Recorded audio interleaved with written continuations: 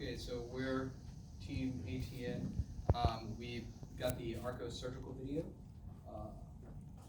I am the team lead. I'm Clayton. I'm Justin. Ian. Irvin. Jared. Okay.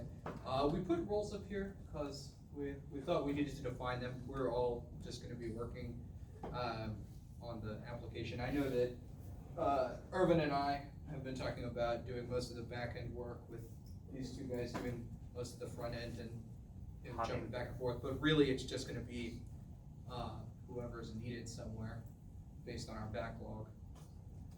So this is an overview of what we're creating. It's essentially going to be a web app that streams live video from a camera and then has a sidebar with steps written down by a surgical student and approved by the professor. And they'll be able to mark up the video to demonstrate to the professor what they're about to do. So, like I said, this is going to be an educational tool. So our goal is to maximize the student and how they can come out this with the most knowledge possible. So the first, this is kind of in step with how we plan on going about this project. First, we're starting with live video capture. That's where we want to be able to host it on a web application. And then we'll be moving on to step 2. This is, like I said, in line with how we're going to go tackle this project. One of the main things was it's going to be a constant live video feed. So when you pause it to do annotations or check your notes or check your pictures or whatever, it then resumes the live video feed, because in surgery, you don't want a delayed video at all.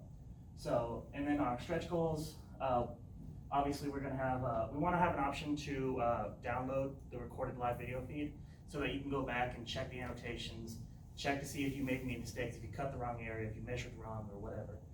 And then we want the professor to be able to check the notes on the sidebar, where they can know whether the professor can tell the student whether they've gotten a step wrong or a step right, or they cut in the wrong place or whatever. And then we want to have user authentication so that not everyone is just seeing this live surgery video.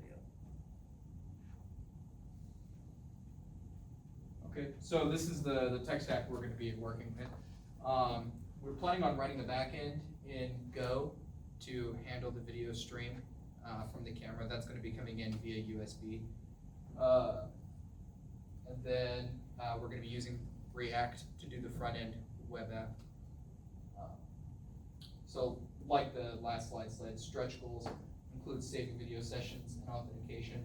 So at some point we will need to look into the technology for doing the video capture and downloading it. But that is a stretch goal. So we'll see what happens when we get there. Here's our first iteration backlog. The minimum product that we want to put out in 2 weeks is essentially just a web page that displays live video capture from a different computer. So streaming on one computer and being able to go to that computer's IP address on a different computer and see the video feed. This says that we are going to be using GoCV, but we've been talking about it and we think that that is not actually what we'll go with. Yeah, we're thinking RTSP, so real-time streaming protocol, with the web page written in React. And that's pretty much it. So, any questions? Okay.